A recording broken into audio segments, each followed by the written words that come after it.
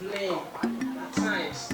When your children comes back home, you need to ask them what did they do in the school today, go along with what they've done in the school, what they don't understand, try to put them through.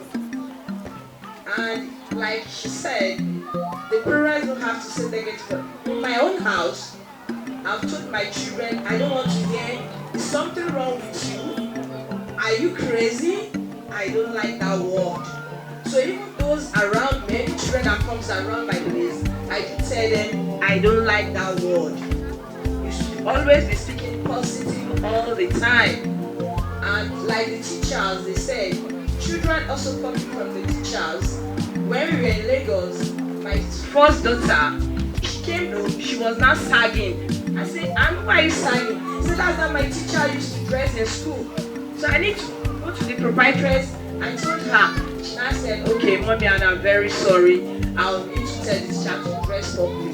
I said, better. Because my daughter now copied the same thing, not sagging at home. And I said, no, now you don't do that one. So when the children come home, try to look at what they are doing, and also their peer group also. Because my children, we are best of friends.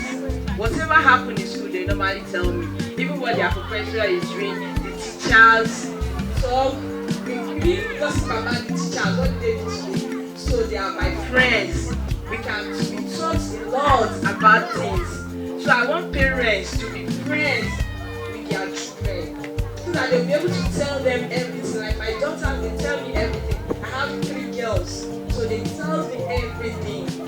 So that's what I just want to say, that parents should talk with their children all the time, and teachers too should do their part, because they learn from both of us.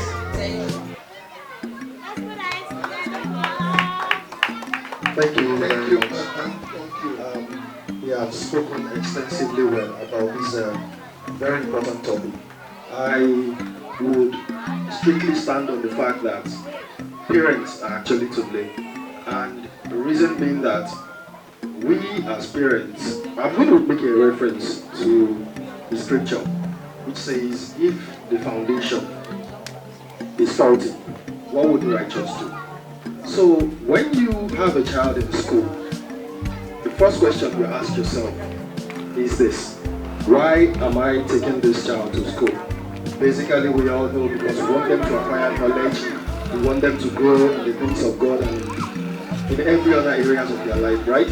But oftentimes we shift the responsibility, the basic responsibility of childcare in the hands of a teacher, which is totally wrong, because as parents, our primary purpose is to ensure that these children are being looked after, they are being nurtured, because we are only, how do I put this, we are only caretakers.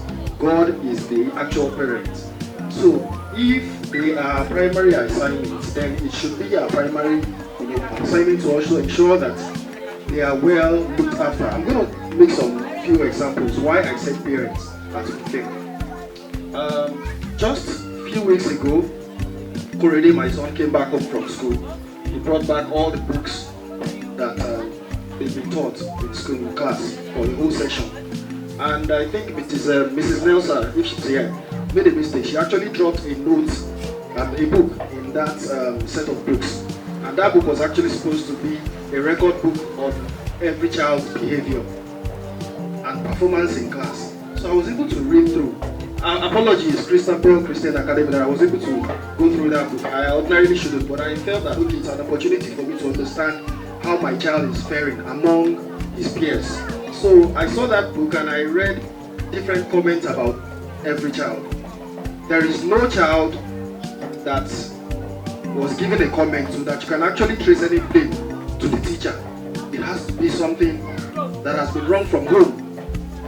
A particular child was commended that if she keeps up with what she's doing, she's going to go places, and that from day one she has never been given them problem in class. That tells you how far or how much the parents have been doing a whole lot on them. So we should not in any way think that teachers are actually the problem.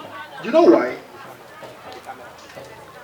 In every school, regardless of the standard of education, regardless of the standard of teaching, there is one thing at the back of everything, at the back of every teacher's mind, and that is to, impact excellence, no matter how little. All of us are professionals in our own right. Some of us are marketers, some of us do business, some of us work in government, some of us work in various offices, and we know within our hearts the capacity that we can offer when we work at our places of work rather. So if I'm told to handle a task and I'm doing it to the best of my capacity, I can't do it beyond their ability. I can't give what I don't have. So teachers give everything they have to every child. It is up to it is down to the parents to ensure that whatever is given to them in school, they do follow up on them. Korede comes back home every day. Mirabel comes back home every day. I ask them, what were you taught in school today?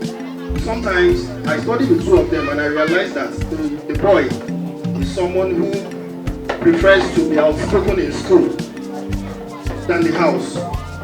So often, tell me what's going on. He won't talk. But leave him to play on his own, especially the sister this time. On their own, when they play, we hear them having conversations about what they were being taught in class. Things they would ordinarily not tell you. Not because we're being harsh, but sometimes children have this nature of confiding in their teachers and among their peers too. So let us all ensure that we, as parents, I want to encourage us all to, limit how much we are tough and hard on our children at home when they don't, pour out their mind to us. It is simply because teachers. Okay, I'm going to say something lastly. Korede I've gone through, I think, 3 teachers now, and I can categorically say that, and I'm very, very proud of what the school is doing.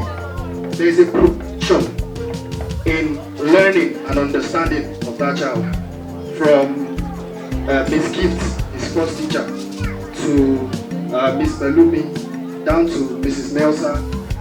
I've just learned that one thing that is only different in all that they've been doing is that, okay, maybe this subject or this topic they teach them is far different from what the other person is. But there is a progression in the teaching pattern, which is very important, and we must take note of all these things as parents.